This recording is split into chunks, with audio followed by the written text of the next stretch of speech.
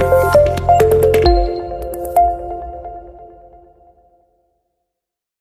Students, आज का जो हमारा टॉपिक है वो है रिप्रोडक्शन इन ऑर्गेनिजम्स, जो आपकी एनसीईआरटी बुक का चैप्टर नंबर फर्स्ट है ऑफ क्लास 12। आज से हम 12th क्लास की जो साइंस बुक के चैप्टर्स है वो स्टार्ट कर रहे हैं और इसका पहला चैप्टर हम आज से स्टार्ट हो रहा है जो है रिप्रोडक्शन इन ऑर्गेनिजम्स। अब आप लोगों ने पहले भी पढ़ा होगा कि ये रिप्रोडक्शन होती क्या है। ये रिप्रोडक्शन एक ऐसा प्रोसेस है जहाँ पे एक यंग वंस पैदा होते हैं जो हूबहू अपने पेरेंट्स के जैसे होते हैं दिखने में भी, और उसकी जो ऑर्गन्स होते हैं वो भी सिमिलर होते हैं जैसे उनके पेरेंट्स के होते हैं। ठीक है, ये जो फिनोमेना है रिप्रोडक्शन का, इससे क्या होता है, ये जनरेशन एक जनरेशन से दूसरी जनरेशन तक चलता जाता है। ठीक है, हर एक ऑर्गेनिज्म में रिप्रोडक्शन देखने को मिलती है, वो सिंगल सेल्ड हो या मल्टी सेल्यूलर हो। ठीक है, रिप्रोडक्शन हर एक सेल वाला ऑर्गेनिजम्स करते हैं, दिखाते हैं, वो प्लांट्स हो, एनिमल्स हो या कोई भी माइक्रो ऑर्गेनिजम्स हो। ठीक है, इसमें क्या होता है, रिप्रोडक्शन दो तरह की होती है। ये दो मोड्स किस पे डिपेंड करते हैं कि इस रिप्रोडक्शन में खाली एक पेरेंट इन्वॉल्व है या दोनों पेरेंट्स इन्वॉल्व है। अब रिप्रोडक्शन क्यों ज़रूरी है, देखिए इसकी नेसेसिटी आपको पता होगी कि रिप्रोडक्शन ज़रूरी इसलिए है ताकि हमारा जो इकोसिस्टम है वो अच्छे से सस्टेन हो सके। ठीक है, अगर रिप्रोडक्शन नहीं होगी, पॉपुलेशन नहीं बढ़ेगी, ओनली डेथ होगी पॉपुलेशन की, और आगे जो है फ्यूचर हमारा कुछ नहीं होगा।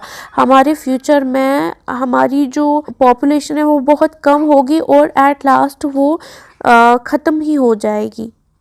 इसीलिए रिप्रोडक्शन की बहुत अहमियत है। अब जो ये रिप्रोडक्शन है, टाइप्स ऑफ रिप्रोडक्शन है क्या। ठीक है, रिप्रोडक्शन की दो टाइप्स पाई जाती है, एक तो एसेक्सुअल रिप्रोडक्शन और दूसरी सेक्सुअल रिप्रोडक्शन। एसेक्सुअल रिप्रोडक्शन वो रिप्रोडक्शन है जिसमें हमें ऑफस्प्रिंग्स मिलते हैं, लेकिन इसमें खाली एक पेरेंट का हाथ होता है, खाली एक पेरेंट से हमें जो ये है ऑफस्प्रिंग्स या न्यू वंस है या यंग वंस आप कहेंगे, ये हमें मिलते हैं। ठीक है, ये भी हूबहू अपने पेरेंट्स की कॉपीज़ होते हैं। इसकी ये जो एसेक्सुअल रिप्रोडक्शन है ये बहुत सारी किस्में हैं इसकी। एक तो है budding, fragmentation, binary fission, vegetative propagation, regeneration और स्पोर फॉर्मेशन। ये कुछ किस्में हैं इसकी एसेक्सुअल रिप्रोडक्शन की जिसकी वजह से एसेक्सुअल रिप्रोडक्शन होती है। सबसे पहले बात करेंगे बडिंग की। बडिंग एक ऐसा प्रोसेस है जहाँ पे एक पेरेंट बॉडी पे छोटे छोटे बड्स जैसे आउटग्रोथ्स जैसी आती है, और वो आउटग्रोथ्स जो है एट लास्ट उसके उस पेरेंट बॉडी से डिटैच होके एक न्यू फुली ग्रोन प्लांट में या फुली ग्रोन ऑर्गेनिज्म में वो चेंज हो जाती है। ठीक है, ये उमूमन आप देखते हैं हाइड्रा में। हाइड्रा एक ऑर्गेनिज्म है जो रिप्रोड्यूस करता है बडिंग से। नेक्स्ट है फ्रेगमेंटेशन। फ्रेगमेंटेशन भी एक ऐसा मोड ऑफ एसेक्सुअल रिप्रोडक्शन है जो हम ज़्यादातर प्लेन एरिया में देखते हैं या स्पोरागायरा में देखते हैं। इससे क्या होता है, इसमें एक पेरेंट की जो बॉडी है वो डिवाइड होती है बहुत सारे फ्रेगमेंट्स में, और वो फ्रेगमेंट्स एट लास्ट एक न्यू ऑर्गेनिज्म में ग्रो अप होते हैं। ठीक है, नेक्स्ट है बाइनरी फिशन। इसमें क्या होता है, ये बहुत ही सिंपलेस्ट मेथड है। ठीक है, एसेक्सुअल रिप्रोडक्शन का। इसमें एक पेरेंट सेल जो है वो डिवाइड होती है टू डॉटर सेल्स में। ठीक है, इस दो डॉटर सेल्स में अलग अलग न्यूक्लियस भी डिवाइड होता है और इसमें अलग अलग न्यूक्लियस भी बनते हैं।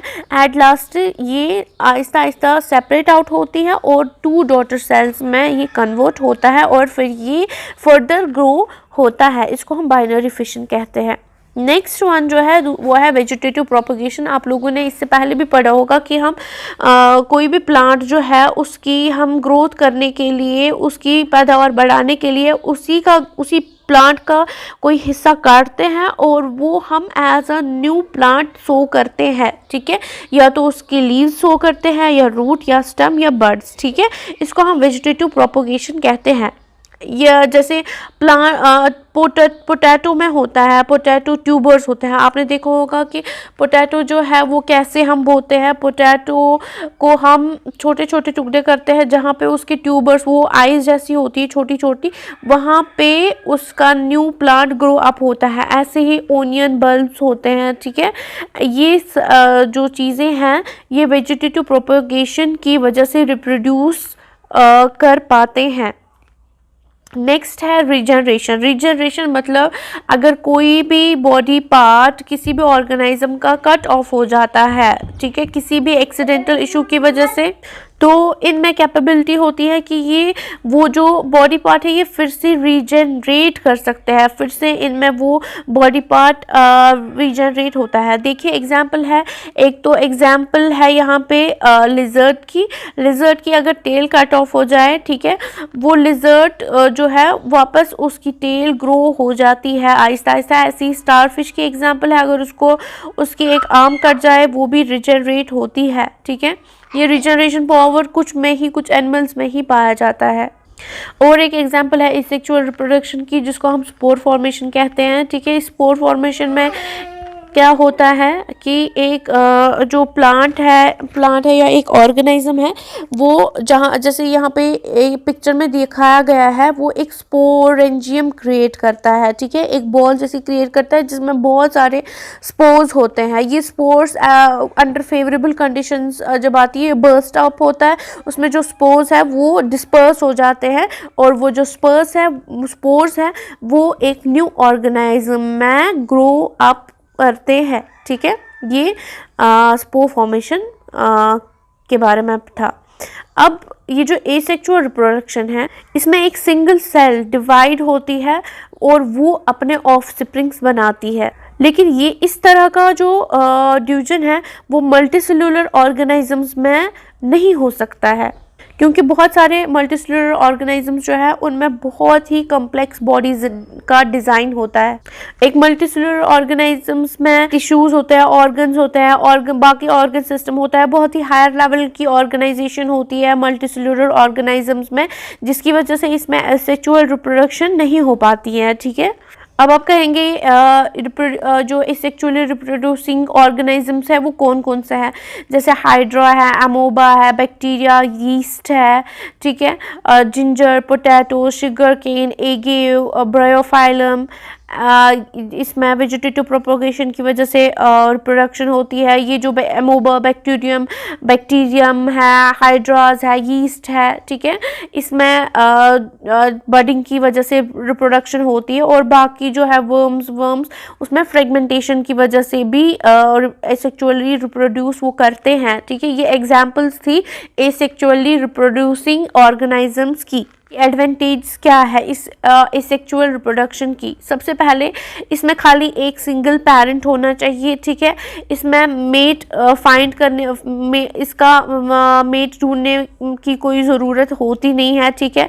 ये बहुत जल्दी हो जाती है ये एसेक्सुअल रिप्रोडक्शन, इसमें कम एनर्जी लगती है, ठीक है। और इसका पूरा प्रोसेस जो है वो बहुत कम कॉम्प्लिकेटेड होता है, ठीक है, क्योंकि इसमें सिंगल इंडिविजुअल इन्वॉल्व होता है, ठीक है। इसमें ये किसी भी एनवायरनमेंट में जो है वो शुरू हो सकती है, वो काम कर सकती है, ये एसेक्सुअल रिप्रोडक्शन, ये इसकी एडवांटेज है।